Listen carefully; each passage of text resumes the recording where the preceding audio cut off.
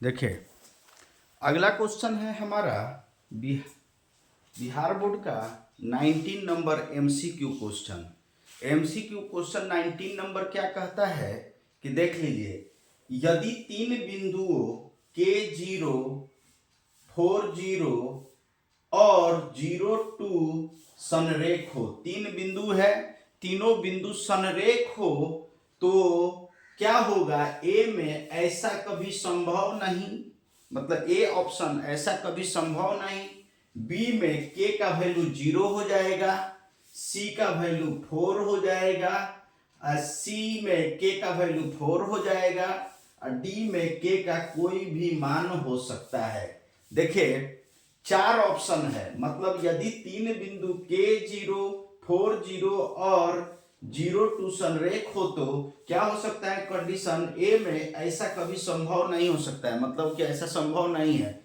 B में के का वैल्यू 0 हो जाएगा, सी में के का वैल्यू 4 हो जाएगा, और डी में के का कोई भी मान हो सकता है। तो देखिए, हम सबसे पहले बताते हैं कि संरेख में एरिया ऑफ ट्रायंगल 0 होता है, मतलब त्रिभुज का क्षेत्रफल का मान 0 होता है। और ये क्वेश्चन निर्देशांक ज्यामिति का है, कोऑर्डिनेट ज्योमेट्री का है। अब देखिए, यहां पर बोला है कि ये तीनों बिंदु संरेख है, मतलब बिंदु ए का K0, इसको ले लीजिए x1 y1। दूसरा बिंदु हमारा B है, B40, इसको ले लीजिए x2 y2। इस बिंदु को x1 y1, इसको x2 y2।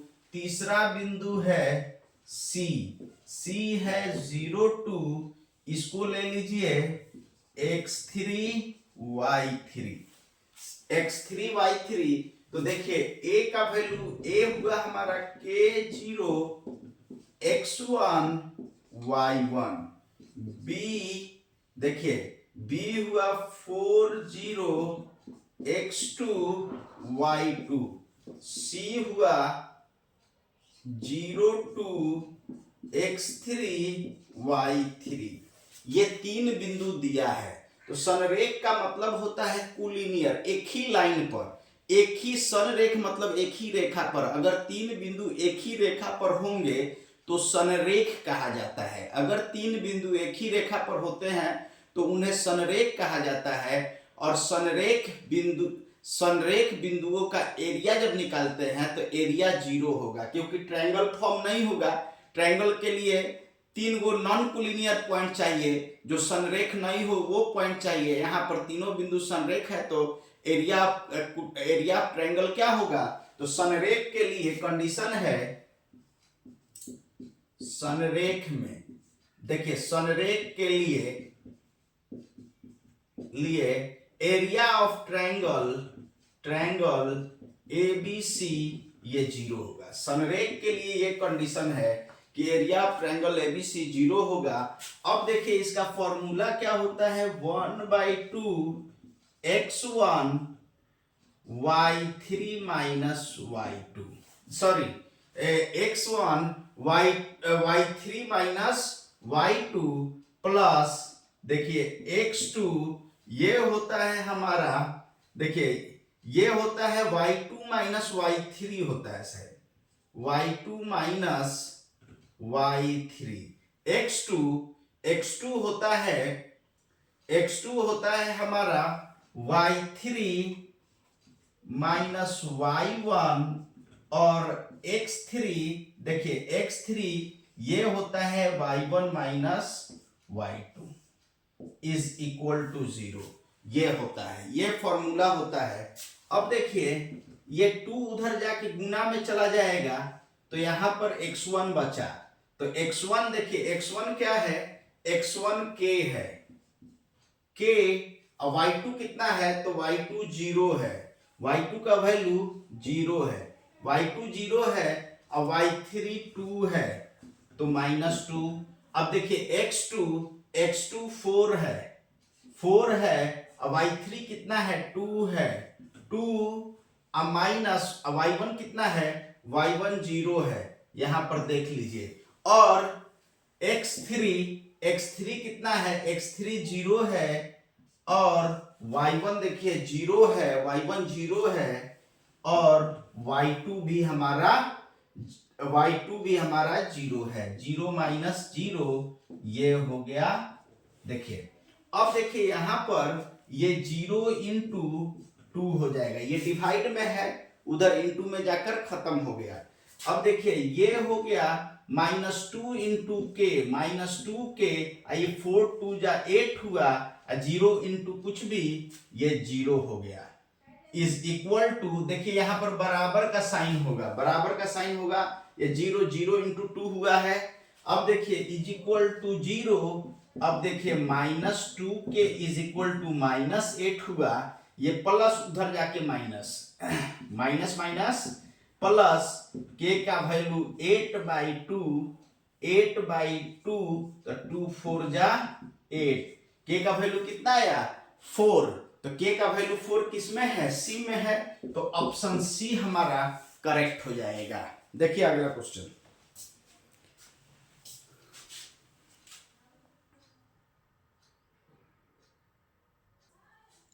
देखिए अगला क्वेश्चन है हमारा 20 नंबर क्वेश्चन।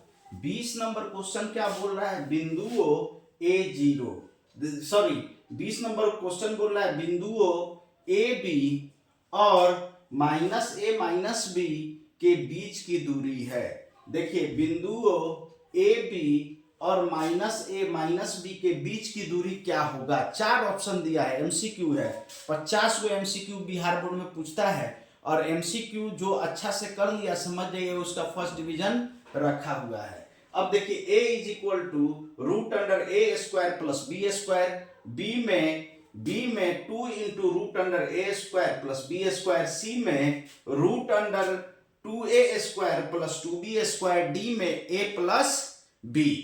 अब देखिए यहां पर चुनना है कि चारों में कौन होगा, तो बिंदु के बीच की दूरी, तो देखिए दूरी सूत्र लगा देंगे, यहां पर a लिए a b, इसको x1 y1 कहिए, और b देखिए b हमारा कितना है -a - b, इसको x2 y2 कहिए।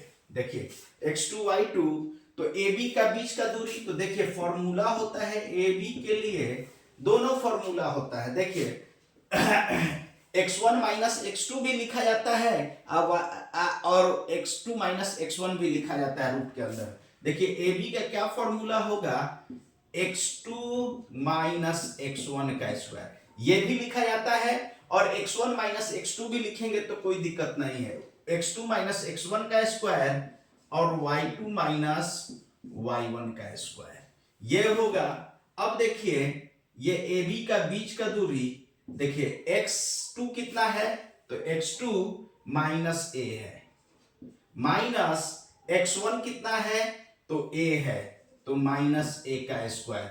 अब देखिए y2 आपका कितना है, तो y2 हम देख रहे हैं कि -b है, तो यहां पर लिख देंगे -b, और y1, तो y1 हम देख रहे हैं b है, तो यहां पर -b लिख देंगे, इसका स्क्वायर हो जाएगा। ये देखिए ये हो जाएगा -2a, देखिए -a के -2a होगा, तो -2a का स्क्वायर, और ये हो जाएगा -2b का होल स्क्वायर, 1 और 1 2 हो गया।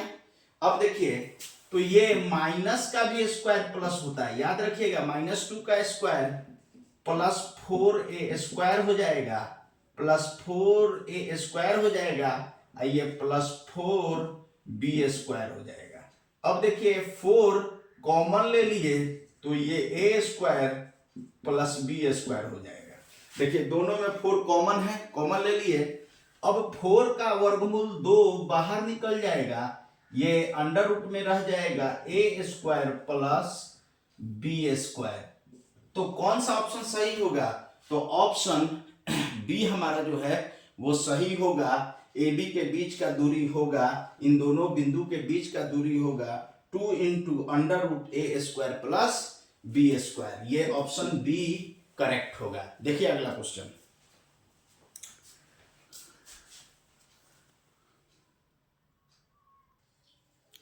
देखिए ये जितना भी क्वेश्चन चल रहा है ये बिहार बोर्ड के लिए मैंने गेस किया है, 2 सेट गेस किया है बिहार बोर्ड के लिए क्वेश्चन पेपर मॉडल की तरह, ताकि आप अच्छे से एग्जाम का प्रैक्टिस कर सके और सारे जो गेस पेपर है उनका रिसर्च करके और सारा मतलब कि जो भी क्वेश्चन पूछा है बोर्ड में उन सबको रिसर्च करके ही गेस बनाया गया है।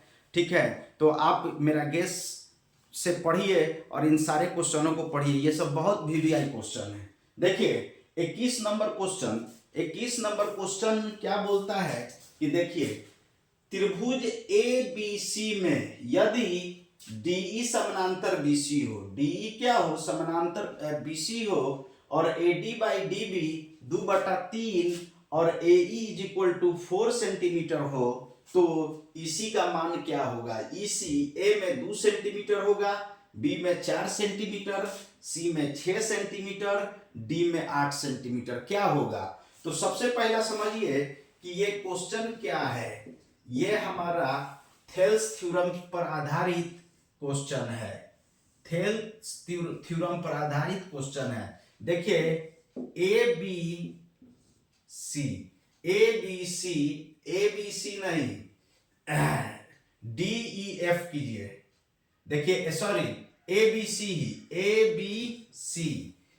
बी सी में त्रिभुज ए बी सी में डीई क्या है, डीई समानांतर बीसी है, मतलब डीई समानांतर है बीसी है, और एडी बाई डीबी 2/3 दिया है और एई 4 दिया है, ये 4 सेंटीमीटर दिया है। तो बोला है कि ये एसी कितना होगा, इन दोनों का अनुपात दिया है। देखिए तो यहां त्रिभुज ए बी सी में डीई समानांतर बीसी है और दिया है AD by DB is equal to 2/3, AD by DB 2/3 दिया है और एई दिया है 4 सेंटीमीटर। हम थेल्स थ्योरम जानते हैं, थेल्स प्रमेय से हम जानते हैं, थेल्स के प्रमेय से जानते हैं कि अगर कोई त्रिभुज में कोई एक जो मतलब एक जो साइड होता है, एक साइड मतलब एक किनारा भुजा, एक भुजा के समानांतर कोई रेखा हो और अन्य 2 भुजाओं के किसी बिंदु पर कट करती हो, तो इनका रेशियो भी क्या होता है, बराबर होता है। मतलब बोला कि AD Thales AD by DB is equal to AE by EC, ये थेल्स बोला AB by DB by AE by EC. देखिए एडी बाई डीबी दिया है हमको 2/3, यहां पर दिया हुआ है, इसको उठा के इसमें रख देंगे तो यहाँ 2/3 हुआ, एई दिया हुआ है 4 सेंटीमीटर बाई ईसी। अब देखिए क्रॉस मल्टीप्लीकेशन इधर कीजिए तो ईसी इज इक्वल टू 4, देखिए ये नीचे है तो ऊपर जाएगा, ये ऊपर है तो नीचे जाएगा, 2 2 जा 4, ये हो जाएगा 6 सेंटीमीटर, ये हो जाएगा हमारा 6 सेंटीमीटर ईसी हो जाएगा। तो देखिए हमारा कौन सा विकल्प सही है, तो हमारा विकल्प सी सही है, विकल्प सी का चुनाव सही है। देखिए अगला क्वेश्चन,